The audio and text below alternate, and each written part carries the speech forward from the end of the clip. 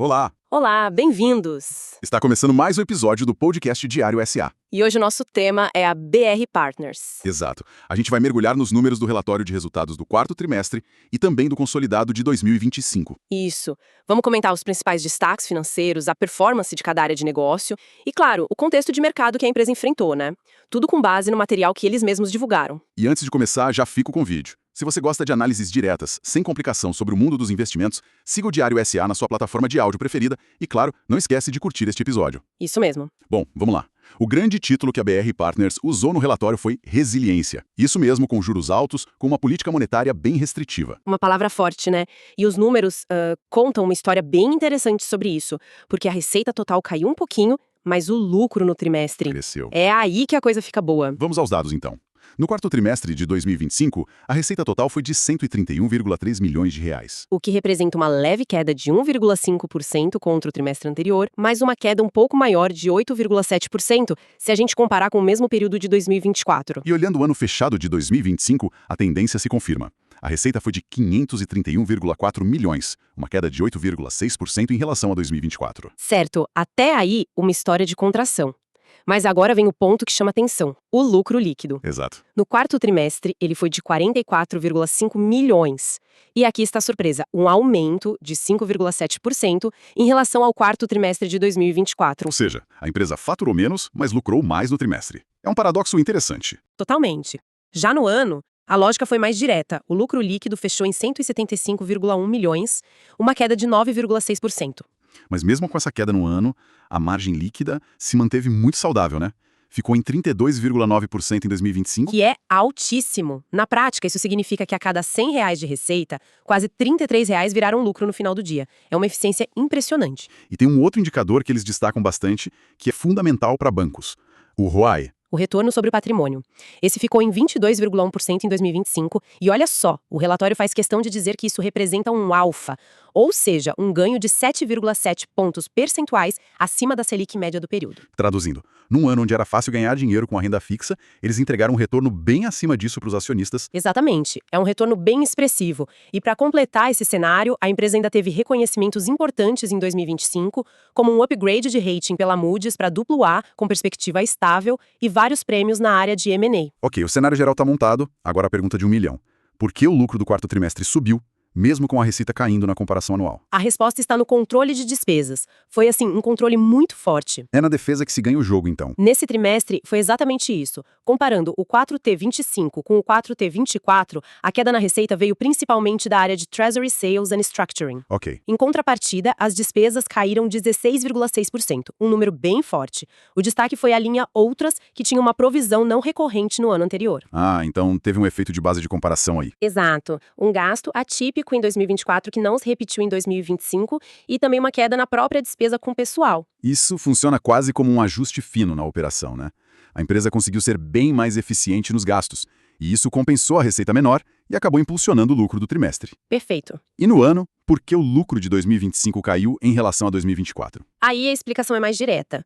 Foi principalmente por uma redução de 10,3% na receita com clientes, que é tipo o coração do negócio. Puxada por quais áreas? Principalmente pela menor atividade de M&A e Capital Solutions.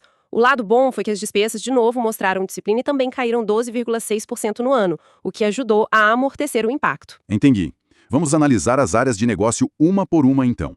O Investment Banking mais mercado de capitais. Como foi? Essa área teve uma receita de 304 milhões em 2025, o que foi uma queda de 13,8%. O mercado de M&A, de fusões e aquisições, deu uma esfriada em 2025, certo? Deu uma bela esfriada. Deu sinais de recuperação no fim do ano, mas o ano como um todo foi mais morno. O volume total de transações no Brasil foi de 225 bilhões de reais. Parece muito. Mas o pico, em 2021, foi de 479 bilhões, quase o dobro. Então o bolo todo diminuiu, entende? Entendi. Fica difícil manter a mesma fatia. Exato. Mas, em contrapartida, o mercado de capitais brasileiro, esse bateu recordes de emissões em 2025. Foram 738 bilhões, mesmo com os juros em 15%. E a BR Partners conseguiu surfar bem essa onda. O que mostra uma boa diversificação dentro da própria unidade, né? Exatamente. A segunda área, Treasury Sales and Structuring, mostrou bastante resiliência. A receita ficou praticamente estável, em 86,7 milhões. Ou seja, não comprometeu. Não comprometeu, fez o dever de casa.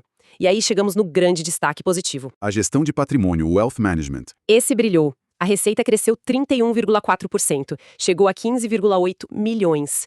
E o patrimônio sob gestão atingiu 5,9 bilhões de reais. Uau! Com uma captação líquida de 758 milhões só no ano. Foi um crescimento, assim, muito forte. Uma análise bem completa até aqui. Aproveita e curte e segue o Diário SA para não perder nenhum episódio. E como o mercado tem visto a empresa? Vamos falar da ação, a BRBI11.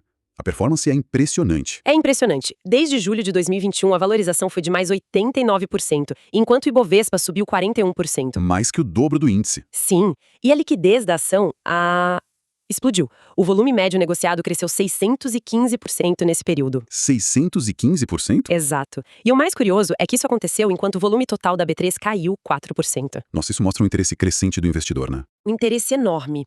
Não é à toa que, segundo o relatório, a recomendação dos analistas que cobrem o papel é de 100% de compra. Faz sentido. E falando da saúde financeira, da solidez, o índice de Basileia fechou dezembro de 2025 em 22,6%. Para quem não é familiar, esse índice é como um termômetro da segurança de um banco. Uma espécie de colchão de segurança, né? Perfeito. O mínimo exigido pelo Banco Central é bem menor, então o 22,6% é um número muito robusto e que melhorou bastante, porque em 2024 era 18%. Ou seja, o banco ficou ainda mais seguro. Exatamente. Esse movimento lembra a busca dos investidores por empresas que, mesmo em cenários mais difíceis, conseguem manter a disciplina de custos e proteger a rentabilidade.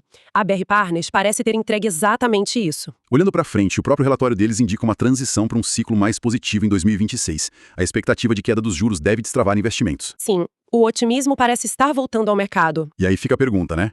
Será que a empresa consegue manter esse ritmo de eficiência e, ao mesmo tempo, converter essa melhora de cenário em um crescimento mais forte das receitas no próximo trimestre? Essa é a grande questão. E quais indicadores vale a pena acompanhar daqui para frente? Boa. Eu diria que a receita de investment banking, para ver se essa recuperação do M&A se confirma de fato. E a continuidade do crescimento da gestão de patrimônio, que virou uma âncora importante para o resultado. Exato. Esses parecem ser os pontos-chave para o futuro da companhia. Chegamos ao fim de mais uma análise. Esperamos que tenha sido útil. Não se esqueça de seguir o podcast Diário SA e curtir o episódio para receber nossas próximas análises. Episódio criado por Clayton, o criador do Diário SA. Até o próximo episódio.